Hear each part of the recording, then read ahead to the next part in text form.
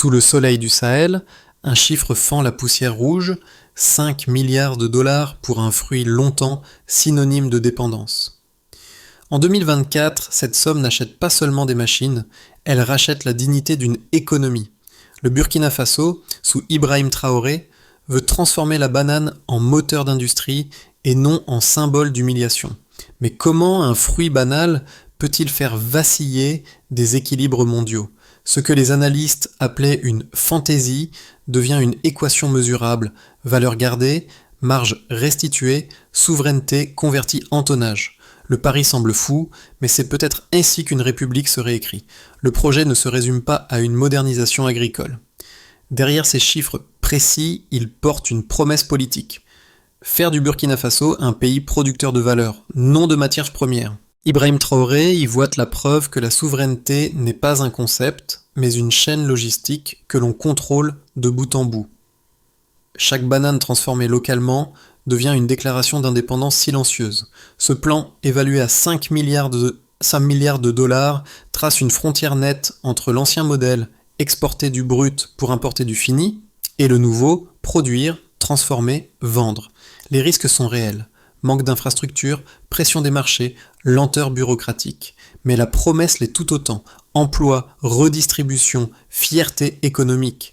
Car si l'Occident parle de ingérence ou de utopie, le pays parle de dignité mesurée en tonnes produites et salaires distribués.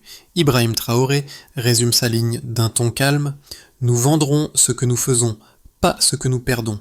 Derrière cette phrase se joue l'idée la plus audacieuse du Sahel contemporain, fabriquer sa propre équité. Dans un hangar de Banora, une mini-révélation prend forme. En 6 mois seulement, la production locale a bondi de 40% et les pertes après récolte ont chuté de 60%. Derrière ces chiffres, un changement plus profond s'opère. Le mot banane ne désigne plus une exportation, ni un symbole de justice économique.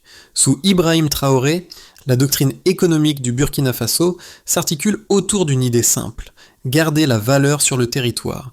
Une série d'usines agro-industrielles, séchage, farine, fibres, huile, toutes alimentées par l'énergie solaire du Sahel, traduit un basculement historique d'un modèle d'extraction vers un modèle de conception. Le contraste avec le passé est saisissant. Pendant des décennies, les nations d'Afrique de l'Ouest étaient réduites à des fournisseurs invisibles. Les multinationales contrôlaient les ports, les rails et les prix, tandis que les cultivateurs vivaient dans la précarité. La Rabouia, la République bananière, était devenue une expression codée pour dire soumission économique. Aujourd'hui, ce terme s'inverse, de l'insulte à l'emblème. La philosophie de Traoré s'inspire des révoltes du cacao et de la mangue, mais la banane va plus loin. Son poids symbolique en Occident en fait une arme douce contre un siècle d'humiliation. En la transformant localement, le Burkina Faso change non seulement de produit, mais de statut. Ce n'est plus un pays qui livre des fruits, c'est une nation qui exporte une idée, celle de la souveraineté mesurable. Chaque lot de farine ou de fibres porte désormais une étiquette simple, fabriquée au Burkina Faso. 3 mots qui valent plus qu'un discours. Car dans ce Sahel longtemps perçu comme périphérique, l'économie devient un récit, et ce récit, Ibrahim Traoré l'a ancré dans la matière même du quotidien. À Bobo Dioulasso, au cœur de la nouvelle ceinture industrielle, un nom revient souvent, Moussa, cultivateur depuis 40 ans. Il n'a jamais quitté son champ, mais son regard a changé.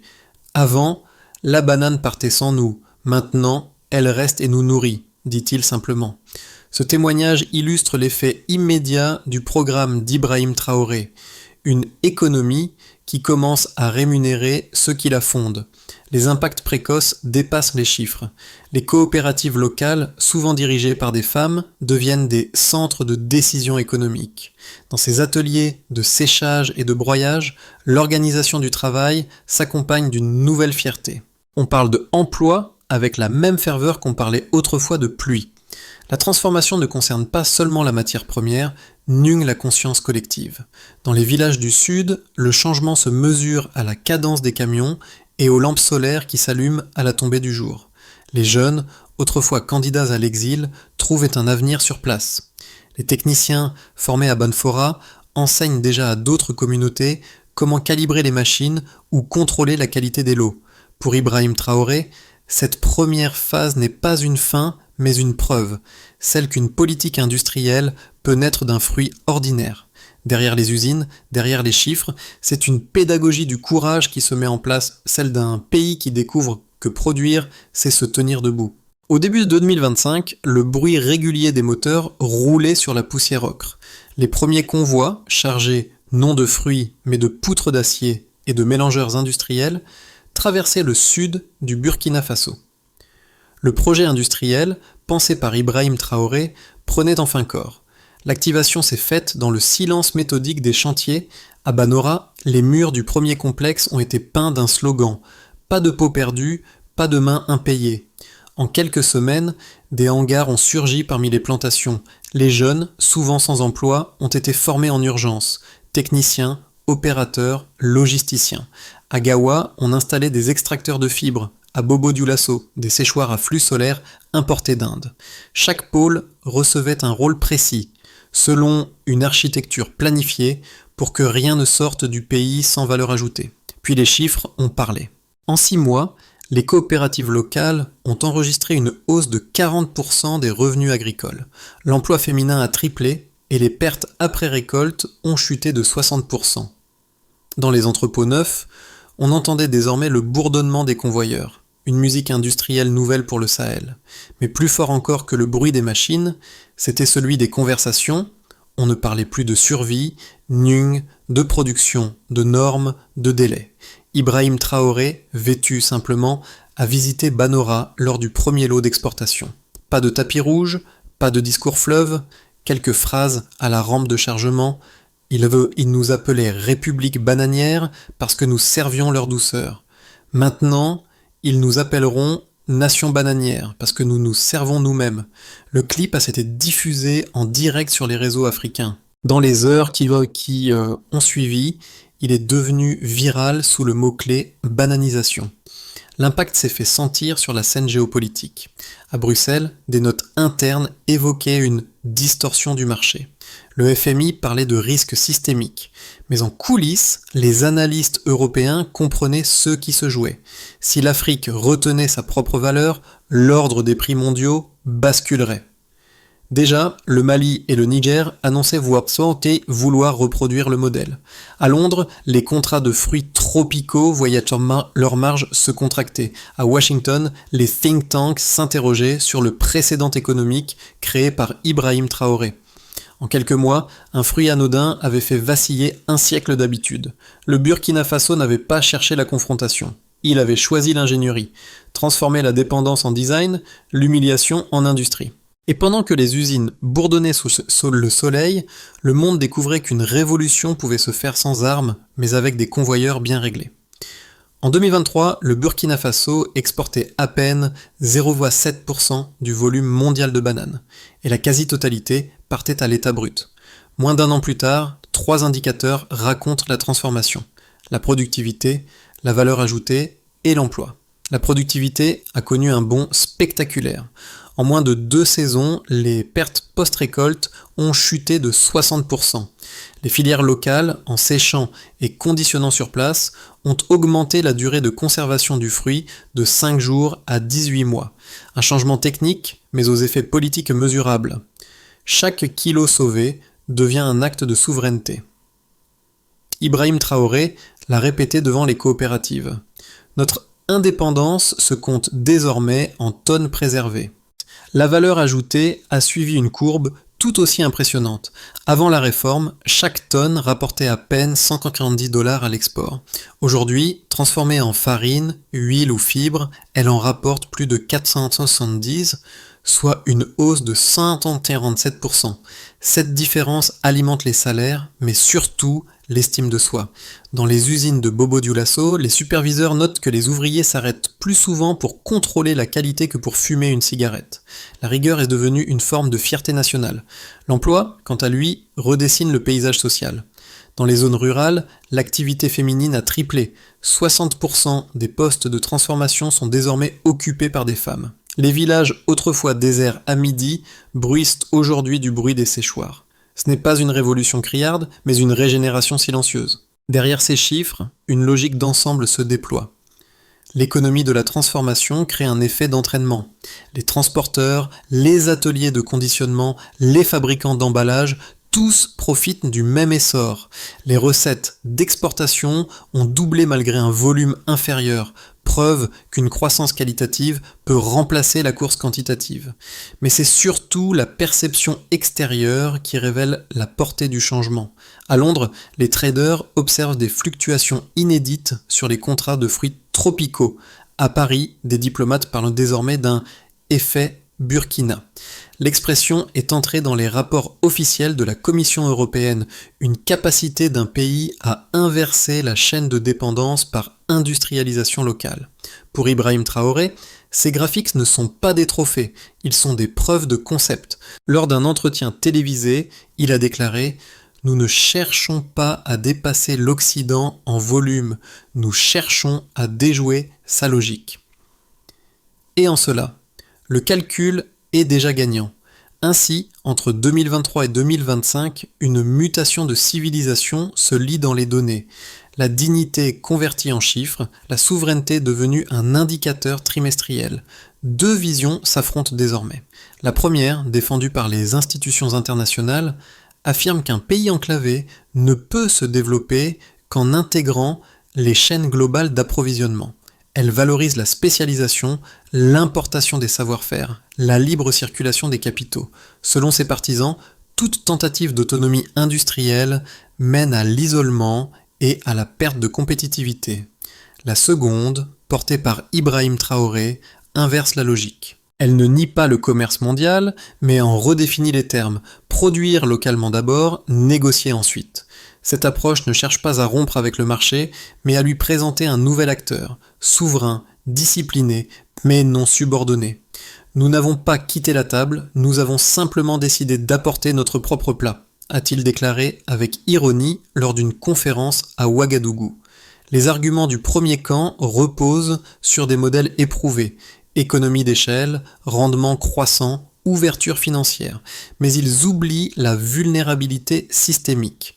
Dès qu'un choc extérieur survient, crise logistique, guerre, variation monétaire, les nations dépendantes paient le prix fort. Traoré, au contraire, propose une économie de proximité, moins efficace en théorie, plus résiliente en pratique. Les observateurs sceptiques y voient une posture idéologique. Pourtant, les faits s'accumulent. En 2025, les exportations de produits semi-finis ont dépassé celles du brut. Les revenus ruraux ont augmenté de 28% en moyenne. Et surtout, le sentiment d'appartenance s'est transformé en ressource politique. Dans un pays longtemps réduit au silence, l'industrie devient un langage partagé. Le débat reste ouvert. Entre le modèle global et l'expérience burkinabé, aucun ne garantit la pérennité. Mais le mérite de Traoré est d'avoir replacé la dignité au centre de l'équation économique. Là où d'autres voient des chiffres, lui parlent d'humanité organisée. L'Afrique n'exige pas la charité, seulement la cohérence, la liberté de transformer ce qu'elle produit. Le fruit est devenu dossier, le fruit est devenu drapeau. Cette phrase prononcée par Ibrahim Traoré lors d'une visite d'usine à Banora résume le tournant. Ce n'est plus une politique économique, c'est une métamorphose symbolique. La banane burkinabé n'est plus une denrée. Elle est devenue un manifeste. À mi-parcours du projet, les observateurs étrangers ont cessé de parler de rentabilité pour évoquer une contagion morale. Le modèle inspire le Ghana, le Mali et même des producteurs d'Amérique latine. Dans les rapports de la Commission européenne, on ne parle plus de distorsion du marché, mais de précédent africain. Le basculement est là, une initiative locale est en train de devenir un cas d'école mondiale. Pour le Burkina Faso, cette reconnaissance marque le moment le plus délicat. L'intérêt attire la pression. Des inspections plus longues, des quotas resserrés, des négociations opaques apparaissent dans les corridors du commerce international. Mais Traoré semble imperturbable. La souveraineté n'a pas de raccourci, dit-il simplement. Et à travers cette ligne, on comprend que le récit n'est plus celui d'un fruit, mais celui d'un peuple qui transforme la moquerie en modèle. Sur le plan national, l'économie du Burkina Faso s'est diversifiée à un rythme inédit. Les exportations transformées représentent déjà 38% du total agricole contre 11% 2 ans plus tôt. Les recettes fiscales liées aux produits semi-finis ont doublé, finançant des programmes d'énergie solaire et de transport intérieur. La balance commerciale, longtemps déficitaire, se rapproche de l'équilibre. Plus encore, le pays a gagné un levier diplomatique. Il négocie désormais avec l'Union africaine depuis une position de producteur souverain, non de fournisseur dépendant. Ibrahim Traoré, dans ses discours, insiste sur ce changement d'échelle. Le respect commence quand la valeur reste à la maison. Au niveau des entreprises, les coopératives, regroupées sous l'alliance Sahel Fresh, fonctionnent comme des mini-conglomérats communautaires. Chaque unité produit, conditionne et redistribue ses bénéfices localement. Les sociétés étrangères, d'abord sceptiques, commencent à chercher des partenariats. Dole et Chiquita ont envoyé des délégations à Ouagadougou pour étudier la logistique inversée. Mais cette fois, le rapport de force a changé. Le Burkina Faso vend son savoir-faire, non sa dépendance. Pour les individus, les chiffres se traduisent en vies humaines. Dans les campagnes, le revenu moyen a augmenté de 28%. Les familles envoient désormais leurs enfants à l'école avec des repas réguliers. Les ouvrières des usines parlent de stabilité, pas de survie. Pour la première fois, la jeunesse rurale imagine un avenir à domicile. Un superviseur, Adama, résume cette bascule. Avant, on emballait le rêve des autres. Maintenant, on construit le nôtre. Cette phrase est devenue un mot d'ordre imprimé sur les murs des ateliers. Sur le plan régional, le Mali, le Niger et le Ghana rejoignent l'expérience via des corridors logistiques partagés. Une première chaîne interétatique d'énergie solaire alimente désormais les pôles industriels. Ce maillage économique transforme le Sahel en zone de production intégrée. Bruxelles y voit une menace, l'Afrique y voit une émancipation. 3 trajectoires possibles se dessinent pour l'avenir. Dans un premier scénario, le Burkina Faso maintient sa cadence actuelle. Les 5 pôles industriels fonctionnent à pleine capacité, atteignant l'autonomie énergétique et logistique prévue. La croissance du PIB agricole tourne autour de 4,5%, stable mais soutenue. L'intégration régionale avec le Mali et le Niger renforce les corridors d'exportation, réduisant les coûts de transport de 15%. Dans ce cas, la souveraineté devient une routine. Ni triomphe, ni recul, ni une solidité gagnée. Dans un scénario plus optimiste, l'effet d'imitation s'étend. Le Ghana, la Côte d'Ivoire et le Togo rejoignent l'alliance industrielle. Des investisseurs africains créent un fonds de production souveraine commun, estimé à 1,2 milliard de dollars. Les recettes du Burkina Faso doublent, permettant un réinvestissement dans la transformation du cacao et de la mangue. Dans ce cas, l'Afrique de l'Ouest deviendrait la première région à rompre structurellement avec le modèle d'exportation brute. Le rêve d'Ibrahim Traoré se concrétiserait, une économie régionale ancrée dans la création, non la dépendance. Mais un scénario critique existe aussi. Les tensions géopolitiques s'intensifient, Bruxelles durcit les inspections, retarde les licences et impose de nouveaux critères sanitaires. Le FMI suspend partiellement son soutien budgétaire. La croissance ralentit, les stocks s'accumulent, la trésorerie des coopératives se fragilise. Pourtant, même dans cette hypothèse, les infrastructures restent, le capital humain demeure, le risque devient pédagogique, apprendre à tenir sans tutelle. Ces 3 chemins ne sont pas des prophéties, mais des outils de lucidité. Comme le rappelle Ibrahim Traoré, le courage ne se mesure pas à la victoire, ni à la persistance du travail. À court terme, le défi n'est pas de produire plus, mais de résister mieux. À long terme, c'est de transformer la fierté en structure et la souveraineté en habitude. Dans les ruelles de Ouagadougou, les conversations ne portent plus seulement sur la politique, mais sur la production. Dans les écoles, les professeurs citent désormais Ibrahim Traoré comme exemple de leadership par le travail. Ce changement de ton traduit un fait plus profond. La révolution de la banane n'est plus une affaire d'économie, ni de regard. Les spectateurs, qu'ils soient africains ou étrangers, se reconnaissent dans cette histoire. Pour les premiers, elle réveille un sentiment de continuité, voir un pays d'Afrique se relever sans aide extérieure par la discipline et la patience. Pour les seconds, elle bouscule des préjugés. L'Afrique n'est plus un décor, ni un acteur.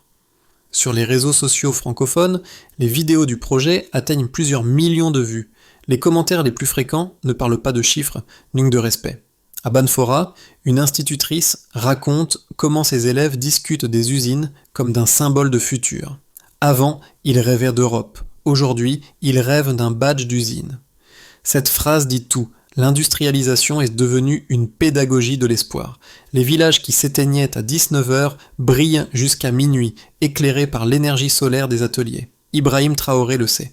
La force d'un modèle ne se mesure pas à son PIB, ni à la manière dont il redonne envie de participer. Dans chaque fruit séché, chaque sac d'amidon exporté, se cache une métaphore partagée, celle du travail qui rend digne. Pour assurer la durabilité, 5 chantiers prioritaires forment la feuille de route. Le ministère du Travail a lancé un programme de certification industrielle dans 10 provinces. Objectif : former 15 000 techniciens en 3 ans. Les universités de Ouagadougou et de Bobo-Dioulasso ouvrent des filières dédiées à la transformation agroalimentaire. L'énergie est au cœur du projet. 3 nouveaux parcs solaires sont en construction pour garantir l'autonomie des pôles industriels. L'idée est simple, qu'aucune coupure ne puisse interrompre la production ni dépendre d'importations. La logistique suit le mouvement. Le corridor ferroviaire vers le Ghana, relancé avec l'appui du Niger, vise à réduire de 20% les coûts de transport des produits finis. Une flotte de camions frigorifiques financés par des coopératives locales est déjà en circulation. La régulation garantit la qualité. Une agence indépendante, la Banana Standards Authority, harmonise les normes d'emballage et de traçabilité. Elle veille à ce que chaque lot étiqueté fabriqué au Burkina Faso réponde aux standards internationaux. La diplomatie économique ouvre de nouveaux horizons. Des accords bilatéraux sont en cours avec l'Inde, le Maroc et le Brésil pour échanger technologie, emballage et savoir-faire. Traoré veut bâtir un réseau sud-sud qui contourne les anciens circuits de dépendance. Cette feuille de route, précise et pragmatique, traduit une philosophie constante. Faire de la souveraineté une compétence. Car pour Ibrahim Traoré, le vrai pouvoir n'est pas de posséder, mais de produire sans attendre l'autorisation. La nuit tombe sur Banora. Les lampes des usines dessinent une lueur orange sur la poussière du Sahel, et l'air sent à la fois le fruit mûr et le diesel. Dans cette atmosphère étrange, calme et dense, on comprend ce que signifie la phrase d'Ibrahim Traoré. Nous exportions des fruits, maintenant nous exportons du sens. Les ouvriers quittant les ateliers, les mains rugueuses, n'eût le visage éclairé. Le bruit des machines s'atténue, remplacé par un murmure collectif, celui d'un pays qui travaille sans dépendre. Le symbole est complet. Un fruit, jadis synonyme d'humiliation, est devenu l'étendard d'une dignité construite. Au mur d'un entrepôt, une fresque montre un paysan et une ouvrière tenant ensemble une banane stylisée. En dessous, la devise. Nous grandissons ensemble, nous nous élevons ensemble. Ce slogan, banal en apparence, résume la portée de toute une génération. Transformer la patience en politique, le travail en fierté. Le monde regarde encore le Burkina Faso avec prudence, mais aussi avec un respect nouveau. Car au-delà des chiffres et des politiques, ce que le projet a réhabilité, c'est une idée ancienne, celle que la liberté peut pousser dans la terre, entre 2 sillons. Ibrahim Traoré le dit simplement, la dignité se plante, elle ne s'importe pas. Ce message dépasse les frontières. Il interpelle les travailleurs, les entrepreneurs, les enseignants, tous ceux qui doutent encore que le progrès puisse naître du local. Si une nation du Sahel a pu transformer une insulte en modèle, qu'est-ce qui empêche les autres de faire de même ? Partagez cette histoire si vous croyez que la souveraineté commence dans les mains, pas dans les slogans. Commentez si vous pensez qu'un fruit peut encore enseigner ce que signifie le mot valeur. Et souvenez-vous, les révolutions les plus durables ne font pas de bruit. Elles sèchent, emballent et envoient leurs preuves au monde entier.